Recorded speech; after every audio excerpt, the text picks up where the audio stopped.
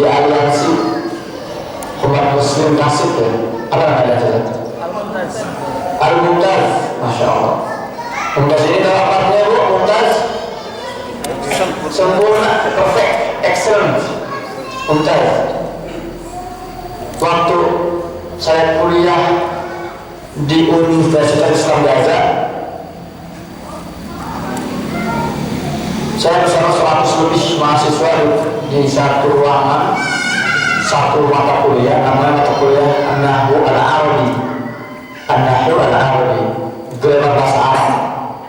Kalau pas ujian semester dari 100 lebih, hanya 2 yang dapat nilai Mumtaz, yang dapat nilai perfect 30 dari 30 nilai. Satu di antaranya adalah Muhammad Hussein Gaza, orang Indonesia. Kaget mereka itu, orang Indonesia yang dapat nilai sempurna dalam pelajaran bahasa Arab itu. Ternyata memang Indonesia ini orang-orang, orang Indonesia ini luar biasa metode pengajarannya, dan itu diakui oleh seluruh dunia. Bahkan di Universitas di Madinah, bahkan di Al-Azhar, itu selalu itu yang huruf dan kendali yang paling menonjol kemampuan itu orang Indonesia. Masya Allah. Jadi siapa yang sudah menguasai mushaf belakang kanan? Aduh gimana ini? Belajar mushaf itu bu, Pak, itu adalah kunci kita memahami Al-Quran. Kalau kita nggak memahami Al-Quran, sulit hidup kita ini. Bukti kesuksesan kita memberikan kejayaan Islam yaitu dengan mendekat kepada Al-Quran. Dan Allah SWT sudah memudahkan, Allah sudah berjanji dalam Al-Quran. Allah mengatakan, berfirman, "Walaqad yassarnal Qur'ana lidzikr." Al-Quran itu sudah Allah mudahkan sekali itu untuk dihafal, untuk dipelajari, untuk didalami. Dan Al-Quran ini rahasia kekuatan Gaza luar biasa. Saya 12 tahun tinggal di Gaza bu. Akhirnya saya mengetahui bagaimana mereka ini bisa hidup bertahan selama puluhan tahun di bawah serangan-serangan masif. Tapi yang harus kita tenangkan di sini, ya, saya izin berdiri ya. Ini suara saya jelas sih ulang. Jelas para ustazah, jelas ya. Jelas di atas, ibu, oh nggak ada ya.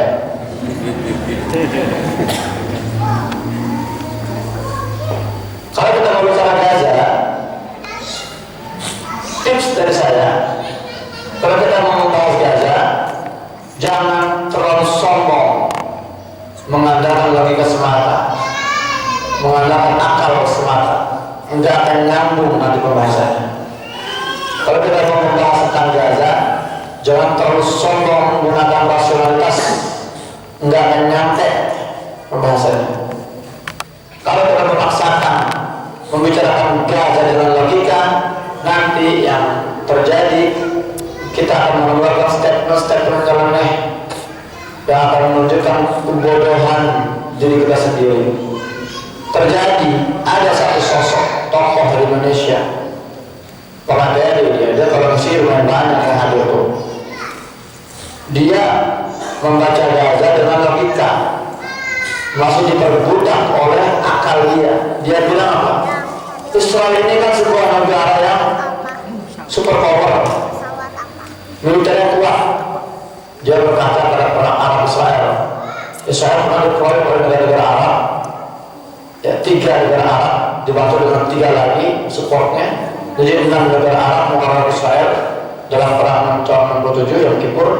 Israel menang 6 hari menang Israel. Itu dijadikan acuan. Lalu Israel ini negara yang kuat dengan pasokan militer tak terbatas, pasokan teknologi militer tak terbatas dari barat, pasokan bahan bakar tak terbatas dari negara Arab, pasokan finansial tak terbatas. Segitu kuatnya, masa lawan ormas sebesar Hamas, ormas kecil nggak bisa menang-menang. Ada kan nggak dulu Pak? Ada Bu? Masa Israel yang segitu super powernya nggak bisa menghabisi Hamas yang kecil, Hamas kecil, karena dia terlalu diperbudak oleh logika, terlalu mengandalkan rasionalitas dia. Akhirnya dia maksain menyimpulkan bahwa memang ternyata Hamas ini adalah buatan Yahudi. Ada dulu Pak? Ada ya? Memang Hamas itu buatan Yahudi. Masa Hamas bisa dihancurkan oleh Israel yang segitu besar? Ini contoh kedunguan statement yang keluar akibat apa? Orang itu diperbudak oleh logika. Kita bicara Gaza, pakai iman baru nyambung, pakai Al-Quran baru nyampe nanti rasanya. Karena para pejuang-pejuang Gaza ini ketika berjuang, mereka tidak hanya mengandalkan logika, enggak. Habis 10 hari kalau mereka hanya berdiri dari logika, nggak mungkin bertahan. Kalau mereka berjuang hanya mengandalkan akal mereka, nggak akan bertahan 2-3 hari, hancur.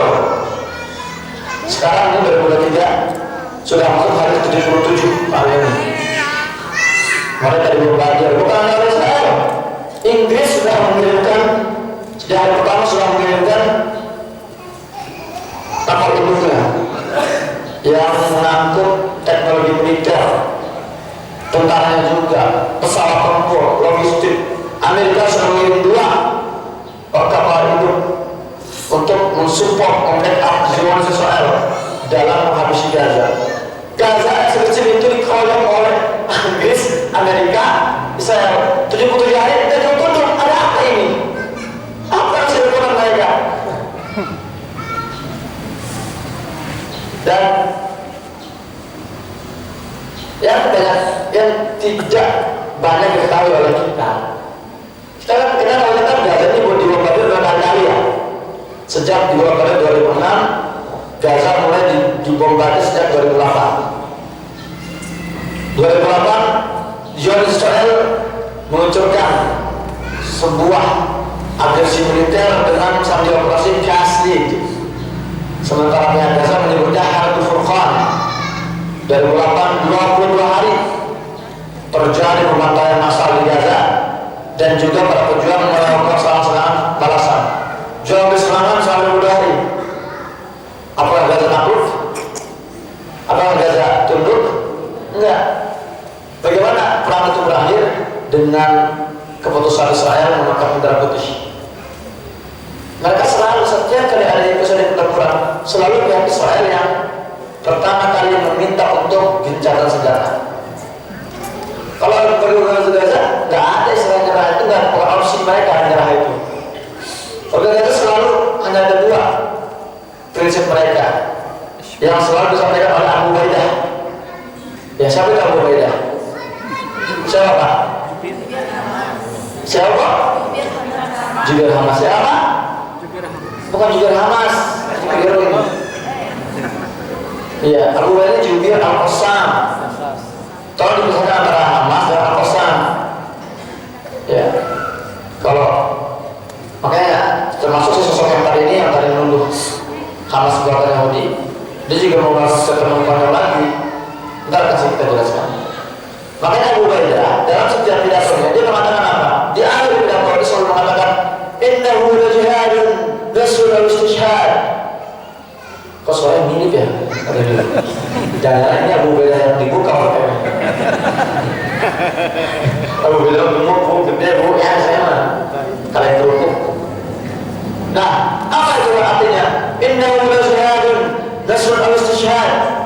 Itulah jihad kami di Palestina. Nasrun, menang, al-istishhad, apa syahid. Hanya ada 2 yang opsi di berarti. Kalau kita menang, alhamdulillah dan mulia. Kalau tidak, kita syahid meninggal, kita. Jadi nggak ada opsi menyerah. Jadi setiap kali terjadi pertempuran antara Gaza dengan Israel, selalu berakhir dengan apa? Ketegangan Gaza dan kekalahan Israel. 2012 saya sudah di Gaza. Saya tiba di Gaza 2011. 2012 kan dibombardir 8 hari. Itu pertama saya merasakan dentuman bom masif. 8 hari dibombardir. Kan ini Gaza terus 2006.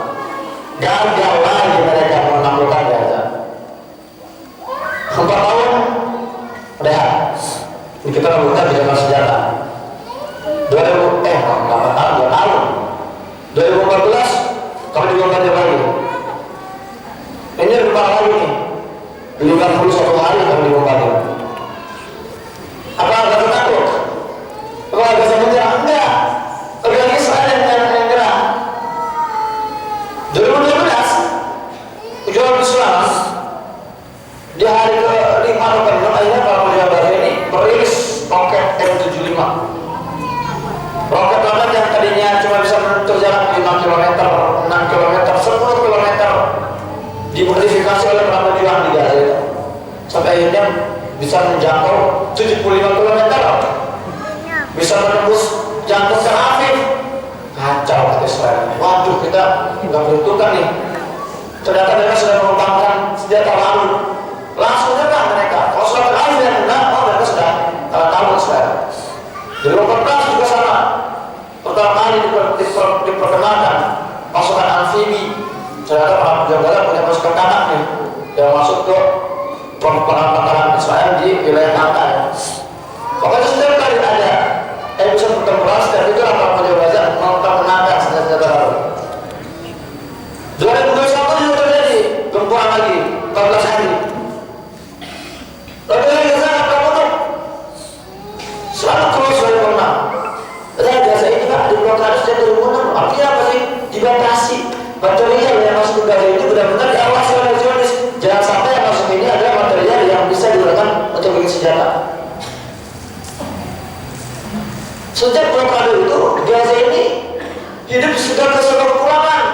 Saya tinggal di Gaza 12 tahun. Listrik di Gaza cuma 4 jam per hari.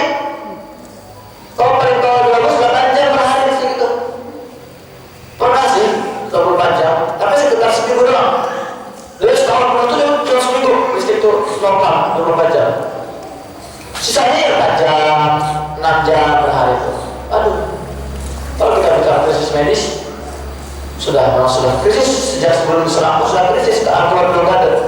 Krisis air bersih di Gaza ini 3% doang air yang layak konsumsi. Krisis apa lagi? Krisis ekonomi. Jangan bicara itu nih, sudah pasti itu. Dengan segala keterbatasannya Gaza selalu bertahan. Apa rahasianya? Itu yang membuat saya kepo. Bahkan tahun ini sudah 77 hari. Saya akan membandingkan sedikit bagaimana tegaknya warga Gaza. Hiroshima, sebuah kota di Jepang, luasnya 900 km persegi, dijatuhi bom oleh Amerika 12.000 ton, langsung menyerah mereka. Stop, tos, kurang terkiat.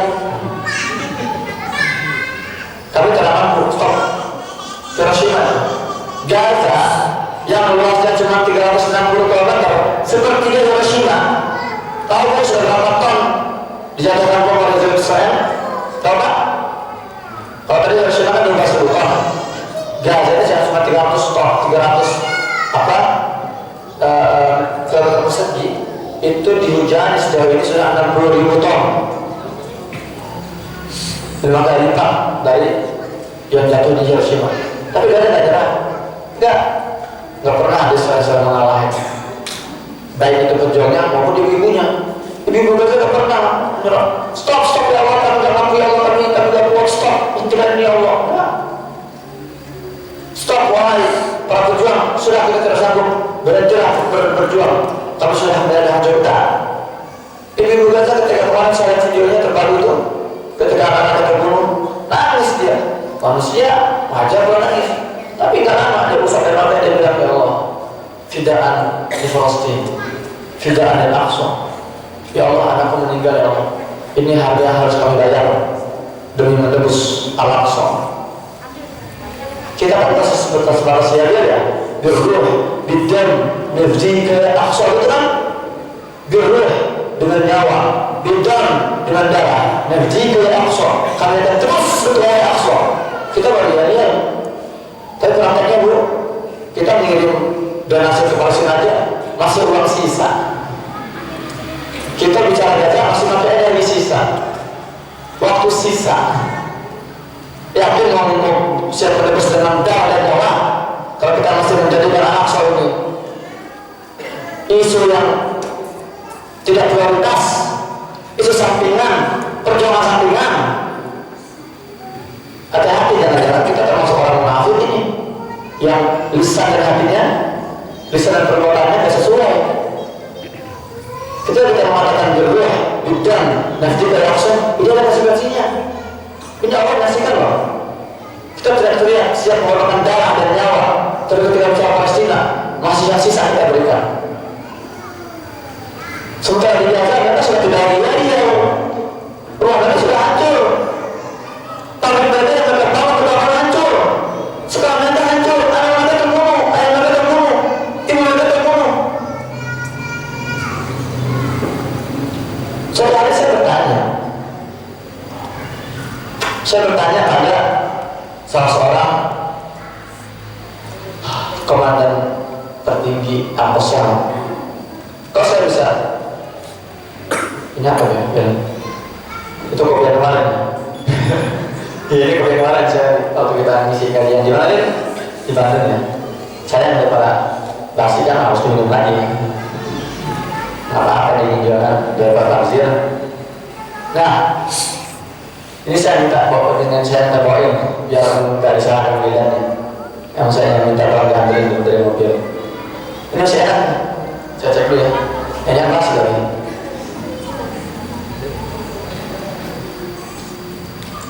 Anak.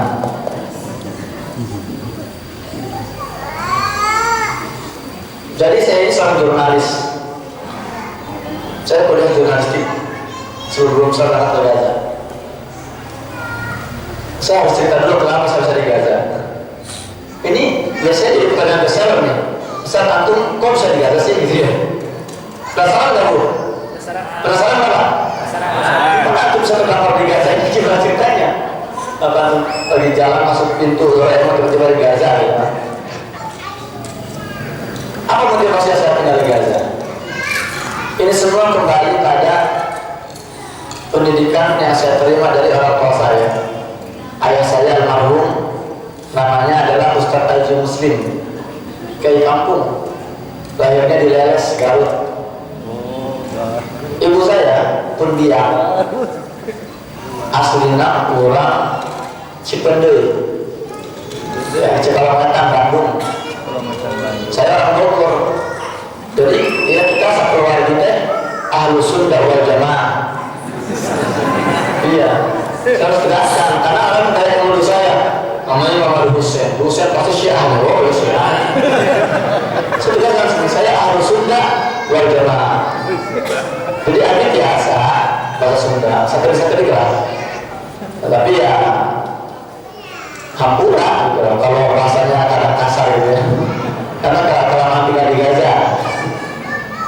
Jadi orang tua saya ini orang kampung, kiai kampung, ibu saya guru ngaji kampung, masya Allah. Ibu saya menjadi sekarang hidupnya untuk Al-Quran.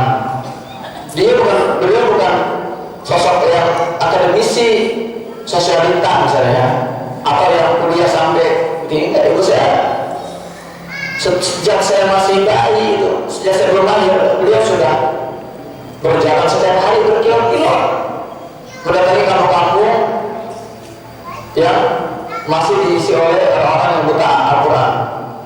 Ya ibu saya enggak ambil bayaran, enggak bikin lembaga gitu ya, yang mau belajar silakan bayar berubah. Enggak, ibu saya enggak juga kadang-kadang ke rumah. Ibu saya sejak muda datang ke kampung-kampung tuh, bikin pengajian di kampung ini, terus saya balik ke kampung ini. Itu ya sudah sejak masih kecil, sejak masih muda sampai tua. Tapi sekarang ibu saya kakinya sudah nggak bisa berjalan lagi, sudah lemah jalannya tuh. Itu berkah Quran. Ayah saya juga dari kampung, orang paling sabar sedunia yang pernah saya temukan. Bukan saya doang. Sekampung saya juga semua sepakat kalau bicara soal Muslim itu sabarnya luar biasa. Nggak pernah marah, anak bandel nggak pernah marah. Salah satunya momen dia marah apa? Kalau dia melihat mukanya nutunya ho. Terang ke ibu, saya nutunya ho teh Benyamin nutunya ho. Ya, berulang di saya tuh. Jangan bilang setannya ho. Kalau setannya pasti setannya.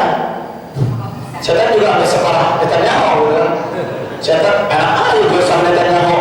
Gue pas gede itu gak lihat ke setan. Jadi bapak saya tuh kalau melihat muka di TV itu udah nggak bisa diam. Jurik apa ya itu maksudnya. Kayak bisa jurik apa ya. Si Kampurang katanya gitu. Mana memang semangat juang itu tinggi sekali. Dan saya selalu ditanamkan nilai itu pada dalam hati saya oleh orang tua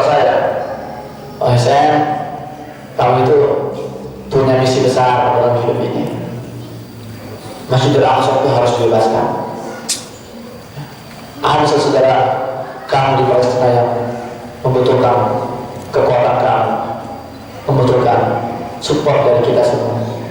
Sejak kecil saya juga diterangkan itu hadis-hadis yang kita pelajari, hanya tentang Baitul Maqdis, Al-Quran, ayat Al-Quran, ayat tentang Baitul Maqdis. Jadi perjalanan saya belajar ini bukan perjalanan setahun 2 tahun. Ini berbentukan sejak kecil. Sampai satu momen saya kelas 6 MI, mari saya tidak ya, saya lahirnya di pondok pesantren. Pondok pesantren itu yang buka ya ayah saya, dari nol, dari itu masuk hutan, ayah saya orang pertama yang tinggal di situ, rumah pertama di situ.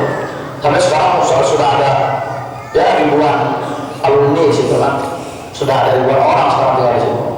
Ketika saya kelas 6 SD, 6 MI, ada satu momen di mana masjid kampung kami ini kemasukan jurnalis Palestina masuk ke masjid kami, bicara di podium. Dulu kan nggak kayak sekarang ya. Sekarang kan dikit-dikit imam dari Gaza, gitu ya. Syekh dari Gaza imamnya sholat di masjid-masjid. Dulu kan tahun 2000 awal 2021 itu nggak seperti itu. Jadi ada orang Palestina ke masjid itu semua itu ngumpul semua sekampung tuh di masjid. Satu itu dia bicara di atas podium. Dia bilang apa? Dunia ini ibarat seekor burung. Ada sayap kanan, ada sayap kiri. Palestina adalah jantung burung itu. Kalau siapa menguasai jantung itu, maka dia menguasai dunia. Luar biasa, singkat, tapi jelas padat. Terus dia memperlihatkan foto-foto, video-video tentang Palestina, pembantaian Palestina. Saya nangis ya, saya masih kecil tuh, masih usia 12 tahun. Nangis saya kecil tuh. Nggak tahan saya. Apalagi ketika melihat satu video. Ini terus nyambung sama laptopnya ini. Itu ya. Bisa ada terlihat nggak? Coba di bawah internet. Ada satu video misi anak gadis Palestina. Itu sampai sekarang suaranya masih terdengar. Itu sudah 20 tahun yang lalu itu, 25 tahun lalu, tapi masih terdengar suara dia. Saya lihat itu di layar tembok itu. Abi yaquluna anta mujrim, wa fil haqiqati anta lasta mujrim. Abi lima harumuni bik, in takharuka dun an tuqabbila khubatan wahida, dun an tamsah dama ummi. Aina abi? Dia bicara tentang ayahnya ditangkap oleh Zionis, yang ditangkap tanpa sempat mengecup pipi anaknya, tanpa sempat mengusap air mata ibunya, dituduh teroris padahal ayahnya orang baik. Saya nangis gitu-gitunya saya juga. Dan ayah saya saat itu berdoa, ya Allah, saya bilang dalam hati saya, ya Allah, suatu hari nanti saya harus tinggal di Palestina. Saya bilang, ya Allah, bawa saya ke Palestina ya Allah. Itu adalah doa Muhammad bisa belajar ketika masih usia 12 tahunan. Tapi saya sadar, saya ini bukan orang dari keluarga berada. Almarhum ayah saya ini adalah sanes jelma penghar, bukan orang kaya. Saya tahu saya tidak mungkin bisa ke Gaza mengadakan finansial keluarga saya, tidak bisa. Tapi saya berdoa, ya Allah, mulai hari ini saya berikrar dalam hati saya akan memberi buta dalam belajar bahasa Arab. Saya akan mati-matian belajar bahasa Inggris. Saya harus punya hafal Al-Quran. Saya harus bisa azan. Saya dulu masih polos. Saya pikir kalau saya bisa 4 hari ini, saya bisa survive, saya bisa bertahan di mana pun saya direntang. Bahasa Arab, bahasa Inggris, Al-Quran dan azan. Itu dulu saya pikir itu adalah skill yang harus saya miliki untuk bisa bertahan di Palestina. Semakin saya semakin besar, lulus aliyah, ya, saya memutuskan untuk ambil jurnalistik di universitas kampung juga, masih di kampung sama. Dulu saya langsung orang yang dianggap cerdas. Kalau saya mau daftar ke IPB, UNPAD, UI, jauh itu, nggak akan tembus. Nah, akhirnya saya memilih untuk sekolah kuliah di sekolah 3 Soekarno. Saya belajar jurnalistik karena saya pikir, kalau saya nanti di Gaza, saya harus bisa mengemas informasi dengan profesionalitas, profesional. Maka saya harus punya kemampuan namanya jurnalistik. Disitulah saya kuliah jurnalistik. Gak lama saya, cuma 2 tahun. Kurang dari merasa udah cukup lah. Dasar saya ngapain sih harus lama-lama kuliah. Selesai udah. Akhirnya apa? Akhirnya saya mondok di Meranggen, Demak, Jawa Tengah. Itu saya belajar nausawaf di situ. Ilmu alat, ilmu mantik. Cuma 10 bulan, nggak lama. Udah cukup, sampai lama-lama lah. Saya nggak tahan saya kalau lama-lama itu udah cukup lah. Insya Allah saya dengan modal 10 bulan itu saya jadi mahasiswa terbaik di Gaza. Nah, tapi saya mengetahui satu hal. Setelah 11 bulan saya belajar mondok di sana, saya memahami satu hal. Ternyata disiplin ilmu baca kitab gundur ini tidak menjamin orang itu bisa bicara bahasa Arab percakapan. Betul ya Pak? Iya. Iya. Di Tasik ini kan kota santri ya. Apa santri di mana kan? Tanya deh yang sudah jago kitab gundur. Kalau ngomong bahasa Arab lancar enggak?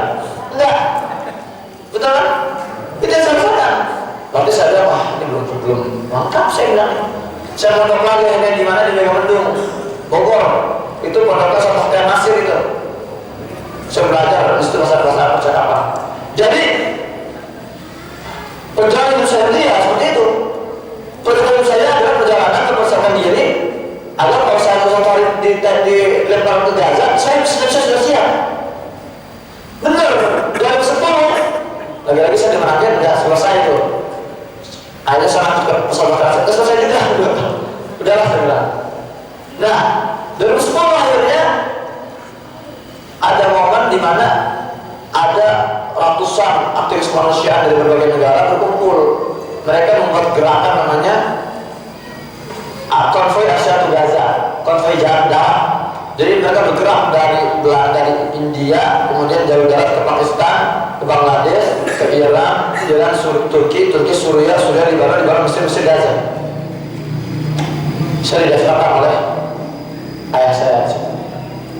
Bapak saya bilang, saya punya banyak 16 orang, satu orang bilang kafir ke Gaza. Saya juga kafir ke Gaza, dan saya mau ke Gaza. Itu kamu kan udah siap nih, skillnya udah matang. Terus langsung lihat ke Gaza saya. Kenapa? Jadi pelayan orang Gaza. Saya bangga. Bagaimana saya berangkatnya? Satu kampung itu patungan. Iya, udunan satu kampung.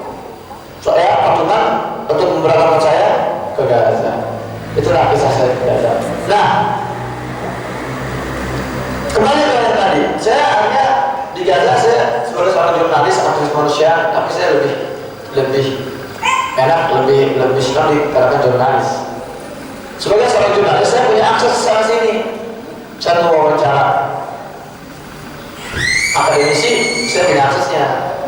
Saya mau wawancara ulama, biasa saya wawancara mereka, saya punya aksesnya. Wawancara siapa lagi? Politisi, iya. Apalagi wawancara ras terkuat di muka bumi. Siapa itu? Mak-mak. Tapi ya, pasar kuat ya. Saya juga kalau saya cerita, ada satu cerita menarik banget tentang seorang wanita di Gaza itu luar biasa, itu yang mempercundangi ratusan tentara Israel. Kita saya ceritakan ya. Pokoknya sama lah emak-emak di Gaza sama emak Indonesia sama-sama kuat gitu. Sama-sama ya nggak bisa ditundukkan. Dia benar kuat. Kita surat pengalaman melihat emak-emak naik motor sen kiri, dia belok kanan. Jangan salahkan emak ya. Kita yang nggak paham. Kalau emak naik motor sen kiri, artinya apa? Kamu ke kiri, saya ke kanan. Sebenarnya kita nggak peka ya. Kita nggak peka makanya. Jadi ya emak gitu loh. Emak nggak pernah salah. Nah, dan saya sebagai seorang jurnalis, saya punya akses ke komandan tinggi Pakosam. Saya wawancara tuh. Saya jadi penasaran, saya bilang, Kang, punten Kang, saya bilang. Ya nggak gitu juga, itu saya terjemahkan aja loh. Kang, punten Kang, dia nggak paham, memang Abu Beda ke Kang Beda. Saya tanya, Kang, punten Kang, iya, rahasia kalian apa sih? Kok kalian bisa sekuat ini? dibombardir berkali-kali, diblokade bertahun-tahun, nggak juga tunduk, nggak juga menyerah. Ketika saya bilang jangan bicara Gaza dengan mengandalkan logika semata, karena jawaban si orang ini, si komandan ini enggak menggunakan logika. Dia enggak berteori, kami mengenalkan enggak. Dia enggak berfilosofi, enggak berretorika, enggak. Apa jawaban dia? Oh, kami alhamdulillah hanya menerapkan Al-Quran surat Al-Anfal ayat 60. Itu ada jawabannya. Kami menerapkan Al-Anfal ayat. Dia enggak jelas lagi apa itu isinya, apa itu pada bulan enggak. Sok, jangan celana lah. Saya sendiri. Alhamdulillah saya sudah mondok dengan. Jadi saya paham lah, saya sudah mondok sama Ustaz Nasir. Ustaz Nasir itu Pak, itu ahli tadabbur di Indonesia itu. Kalau sudah bisa Al-Quran, dalam banget dia itu. Saya banyak terpengaruh oleh pemikiran beliau. Saya lama beliau ayat ideologi saya. Ustaz Nasir langsung, oh, pantesan saya bilang. Kalau diceritakan ya nggak mungkin dikalahkan oleh musuh, saya bilang. Pahami dulu. Kalau paham mau saya jelasin ya, ada tuh. Gak mau jelasin lagi lah, tanya sahabat serangan lah. Jadi mau saya jelasin ya. Allah berfirman, A'udzu billahi minasyaitonir rajim. Bismillahirrahmanirrahim. Wa a'iddu lahum mastata'tum min quwwatin wa min ribatil khair turhibuna bihi aduwwallahi wa aduwwakum wa akharina min dunihim la ta'lamunahum Allahu ya'lamuhum wa ma tunfiqu min shay'in fi sabilillahi yuwaffa ilaykum wa antum la tudlamun. Wa'addu, dan persiapkan oleh kalian semua. Asal katanya a'adda yu'iddu i'dad. Makanya kalau kita mau ngampus di Libya ada namanya marhala i'dadiyah, marhala persiapan. A'iddu, terus coba kalian semua lalu untuk mereka mastata'tum, semampu kalian, semampu apa? Ini kuncinya nih, yang kita fokusnya di kalimat ini nih, mastata'tum, semampu kalian, ini nih kuncinya nih. Apa yang dipersiapkan? Min quwwati wa min ribatil khair, kekuatan kalian, kekuatan memanah, kekuatan menembak, kekuatan bergulat, kekuatan apa lagi? Apa itu? Dan ribatil khair, kemampuan mengendarai kuda. Kalau sekarang mengendarai tank aja, sepeda, motor, ada tank persubuhan sini nih. Ya, luar biasa. Kekuatan persiapan mengendarai apa? Para layang. Kalau para layang kayak gimana? Dan digunakan kosong untuk menembus ke Israel, para layang, parasut. Persiapan kekuatan apapun itu yang kalian miliki ya. Tapi syaratnya apa? Harus mampu kalian. Ini kuncinya. Kalau sudah dipenuhi semampu kalian, Allah jamin. Apa kata Allah? Turhibuna bihi aduwallahi wa aduwakum. Kalian akan mampu menggetarkan musuh-musuh kalian, menteror musuh-musuh kalian, mengalahkan musuh-musuh kalian. Aduwallah, musuh-musuh Allah, wa aduwakum, dan musuh-musuh kalian. Wa akharina min dunihim. Nah, siapa lagi ini kata Allah? Dan orang-orang lain selain mereka. Jadi ada musuh Allah, musuh kalian, dan ada orang-orang lain selain mereka. Di siapa nih? Allah tidak mengabdi musuh. Tapi Allah juga akharina min dunihim. La ta'lamunahum, Allah ya'lamuhum. Kalian tidak tahu, tapi Allah tahu sama mereka. Nah, sebagian orang tafsir menafsirkan akharin ini orang munafik, ngakunya muslim, ngakunya beriman, tapi dia menyerang, menuduh, menfitnah para pejuang-pejuang. Ada yang seperti itu, Bu? Ya, banyak. Jadi yang serangan 7 Oktober dari Gaza ke Israel itu tidak hanya membuat gundah, menghancur, lantahkan semangat musuh, tapi ada juga yang terganggu dalam itu semua. Mas ini, Rafidah. Ada yang betul? Ya. Ular. Ya, luar biasa. Nah, saya bisa di sini masa waktu semampu kalian. Apa parameternya masa waktu? Ayo kalian tanyakan. Kalau diperintahkan persiapkan oleh kalian semua semampu kalian. Ini harus ada Quran kita ada tahu kita harus lalu kita atau belum? Apa ukurannya? Menarik. Coba dibuka Al-Qur'an ayat 16. Allah berfirman dalam Al-Qur'an ayat 16, "Fattaqullaha mastata'tum." Maka bertakwalah kalian semua kepada Allah semampu kalian. Sama-sama ada kalimat semampu kaliannya. Tapi di sini yang beda apa? Perintahnya. Kalau ayat pertama Allah menyebutkan bersiapkanlah kalian semampu kalian. Kalau yang kedua, fattaqullah. Bertakwalah kalian semua kepada Allah semampu kalian. Oke, stop perhatikan sini. Kita fokus kata-kata semampu kalian. Contoh ada seorang anak muda di Afghanistan. Dia lagi baca Quran, Al-Qur'an ayat 16. Dia baca tuh, fattaqullaha mastata'tum. Saya harus bertakwa kepada Allah semampu saya. Apa Quran semampu saya? Gimana cara ukurnya ya? Akhirnya dia mendatangi seorang syekh, namanya Syekh Abdul Azam, orang Palestina ya, Syekh Abdul Azam ini doktor S3 Usuluddin, orang besar, ilmuwan, akademisi, cendekiawan muslim. Tapi dia banyak menghabiskan hidupnya di Afghanistan, berjihad melawan Uni Soviet. Soalnya anak muda ini kata, ya Syekh, mohon punten saya di teh menuju membaca surat At-Tawbah ayat 16, ada perintah bertakwa semampu saya, tapi saya nggak tahu terang apa ukurannya semampu saya. Gimana cara mengukurnya? Syekh Abdul Azam ini usia sudah tua, antara 60 dan 70 tahun di saat itu kan, sudah tua. Dia berdiri dari tempat duduknya, yuk ngiring salat kaki, ikutin saya. Kemana saya? Ikut saya. Ulah banyak tanya.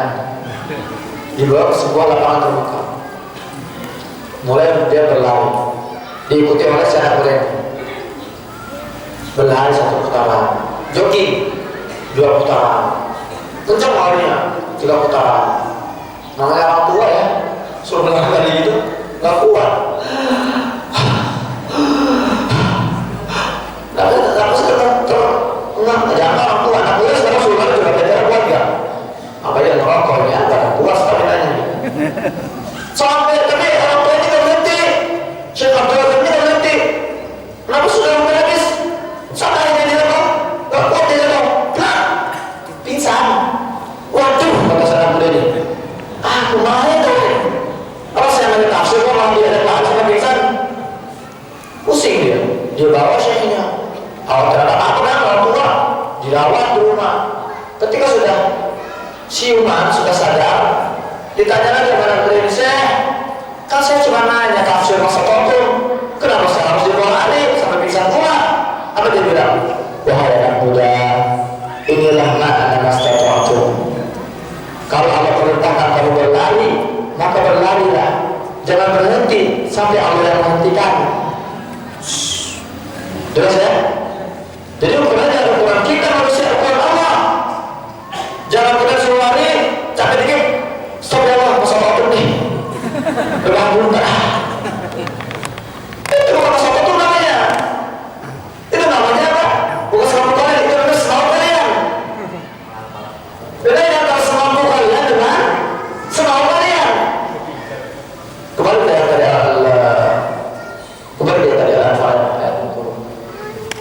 Nah, makanya para pejuang Gaza, para mujahidin di Gaza, ketika mereka disuruh persiapan diri, mereka persiapannya semampu mereka, nggak semampu mereka. Itu rasanya kalau mereka kuat. Karena Al-Quran dasarnya, bukan logika, bukan teori dunia. Makanya kalau bicara Gaza, jangan bicara logika sekali lagi ya. Bicara apa? Al-Quran keimanan, biar nyambung. Makanya di Gaza ini hanya ada 2 aktivitas para pejuang. Kalau tidak mereka berjuang ketika bertempur hari ini, Gaza lagi bertempur nih, mereka berjuang, cukup melawan tank baja, melawan pasukan infanteri mereka, pasukan Israel dibunuh ya mereka. Bertempur mereka, meninggal syahid, disebutnya apa? Syuhada Ma'rakah. Kalau mereka bertempur, selesai pertempuran dengan senjata, mereka nggak ada bahan, mereka nggak udah capek ini kita udah 2 bulan tempur, enggak, mereka langsung kembali menata pangkat-pangkat militer mereka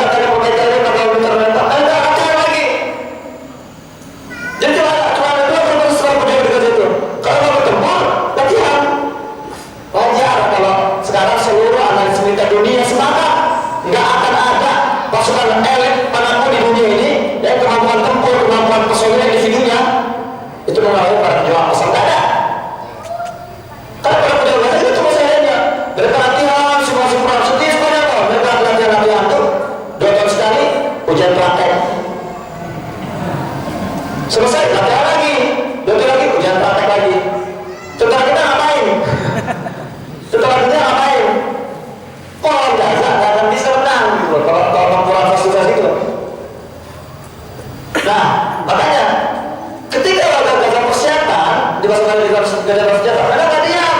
Mereka dari trauma, mereka bangun trauma militer.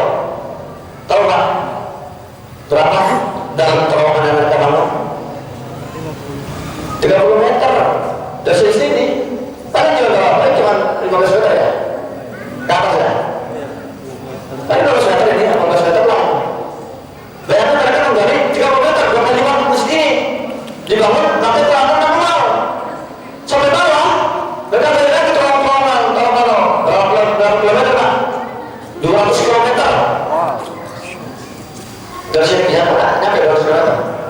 2 kali peninggalan. Ya? Terlalu ya?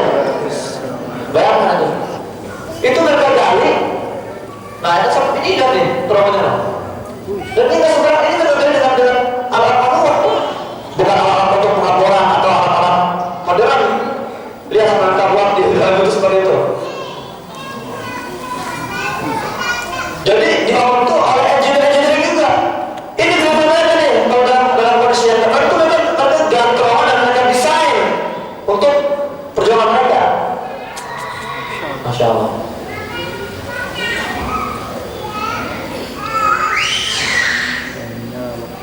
Oke, sampai dulu.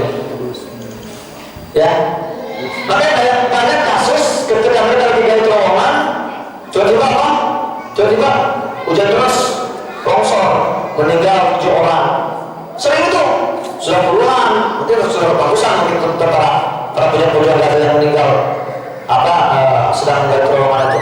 Kadang-kadang mereka sedang merakit bom, latihan merakit bom, meledak, 5 orang meninggal, syahid. Makanya di Gaza selain ada syahid Ma'arakah, ada juga syahid Jinjad. Syahid Ma'arakah mereka yang meninggal dalam pertempuran, syahid Jinjad mereka yang meninggal saat sedang persiapan. Itu adalah Gaza. Ketika Allah memerintahkan persiapan dari kalian, mampu kalian, militer kalian, mereka persiapan semampu mereka. Mereka tidak berhenti sampai Allah yang menghentikan. Jadi wajar, Allah jamin mereka bertemu hari ini.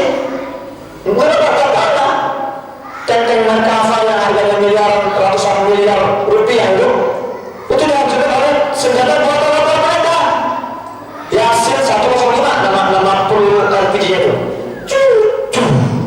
Dan itu sih dipertontonkan.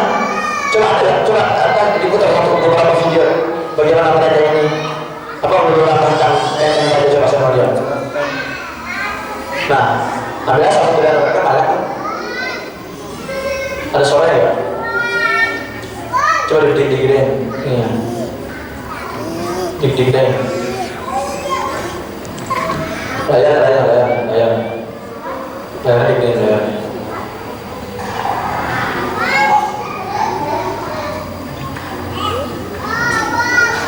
Lihat ya. Mereka itu udah bagian bank itu udah kayak no. Dan itu tembus itu hancur mati semua dalam tempat itu. Jadi ini memang mereka juga sudah pelajari banget. Mereka tuh yang paling paham detail struktur tembak. Mereka tuh paham banget kalau itu. Mereka tahu di mana titik-titik lemahnya. Mereka tahu materi apa bisa tembus ke tubuh pesannya apa teknik baja itu. Dan juga tentu mereka tahu bahwa mereka tidak akan sendirian ketika berperang. Lihat ini contohnya.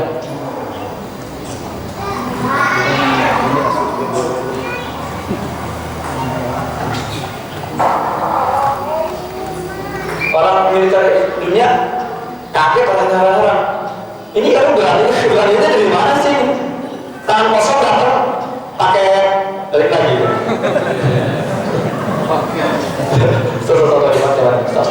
Stop.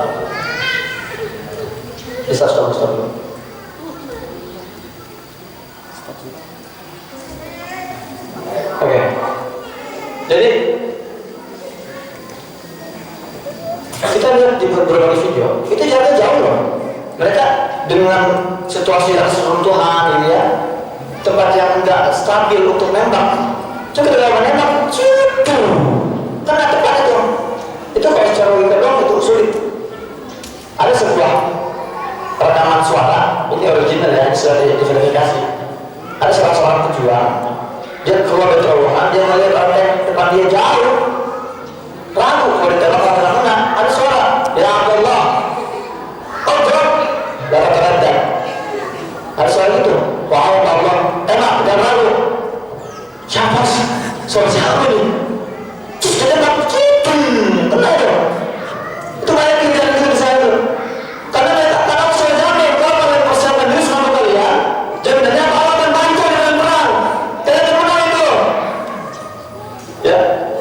yang temennya juga kita lihat mereka ketika terbukut mereka sambil yasinan. Coba diulang dikit videonya. Ya coba di gede soalnya. Dengar suara mereka sambil yasinan, dengar suaranya. Anak-anak kita suara.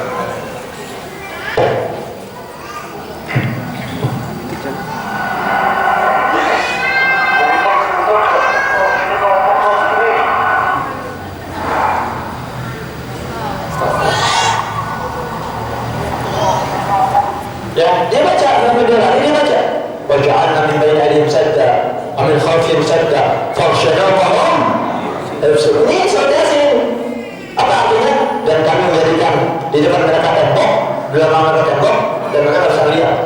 Ini ayat yang dibaca oleh Nabi SAW ketika beliau hijrah dari Mekah ke Madinah. Di mana itu kan beliau hijrah nih, direpuk oleh orang kafir Quraisy. Rasulullah pada ayat itu.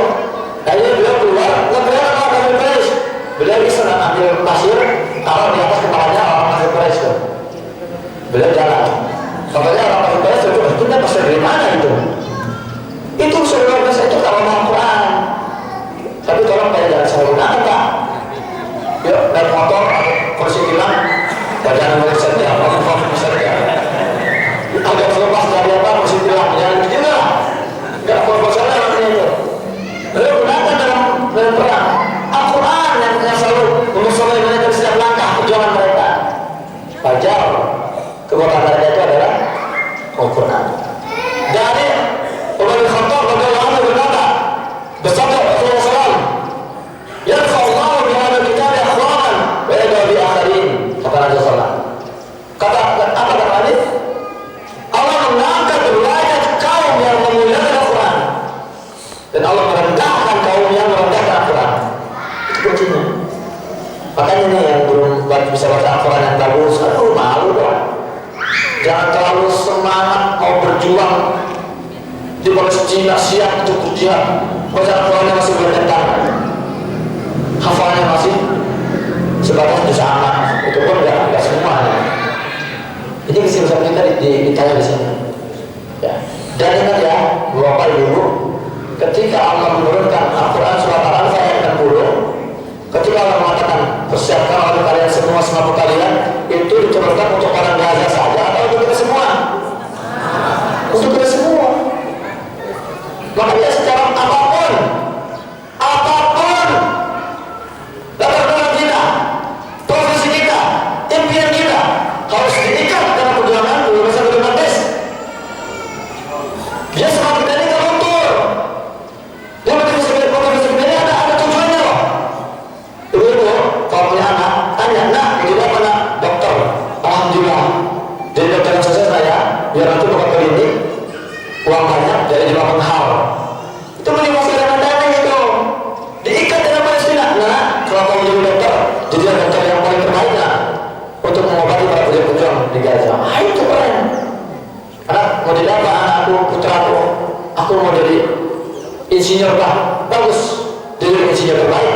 Agar kamu bisa membuat senjata untuk para pejuang Palestina. Itu ikatnya. Pondok di pesantren, belajar masalah yang jago mati anak, biar kamu bisa ngaji sama beda langsung. Kayak gitu dong motivasinya. Stop saya tukang pijit, saya bisa habis nanti. Jangan salah, tukang pijit bikin jaringan tukang pijit internasional. Siapa tahu kan Netanyahu, aduh, pegal nih butuh tukang pijit. Nah, ntar dikirim tukang pijit kita tuh, pijit, ya sampai ketika sudah siap.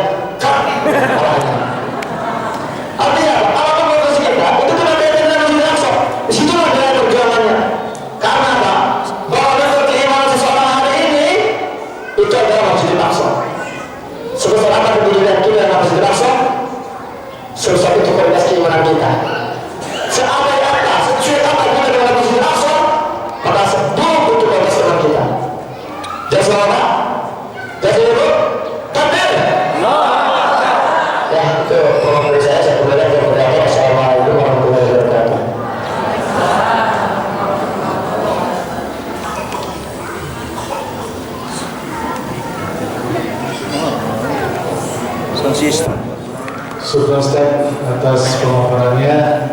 tentunya ikhwan alhamdulillah banyak yang penasaran, banyak yang ingin paham lebih jauh lagi tentang apa yang beliau tadi katakan.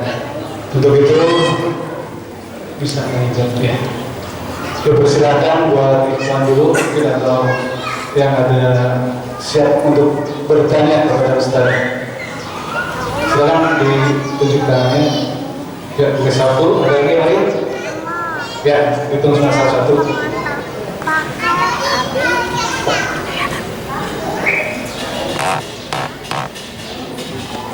Assalamualaikum Ustaz.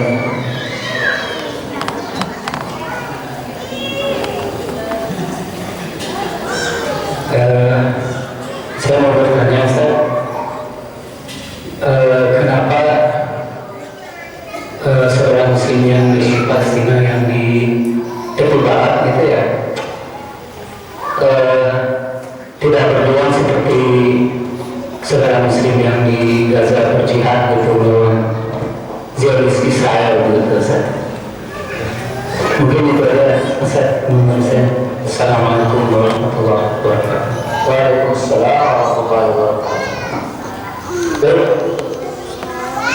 Kalian sekarang biar tak ketemu dulu. Ada lagi yang mau tanya? Dan Tolong silakan ya. Silakan ada pertanyaan saya bisa lupa. Diingatkan kepada. Ada bisa masuk. Assalamualaikum Ustaz. Pertanyaannya adalah kondisi propaganda media sekarang lebih mengekspos tentang korban-korban jiwa yang ada di Palestina. Ini justru yang kita sangat khawatir karena hampir 20.000 jiwa.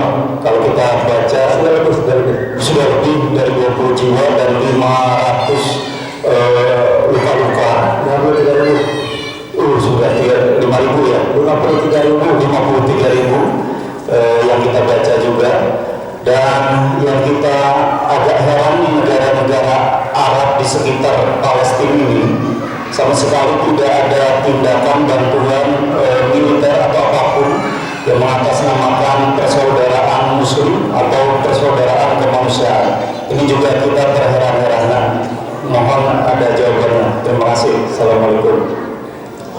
Waalaikumsalam. Silakan dulu tanya dulu. Apa yang pertama?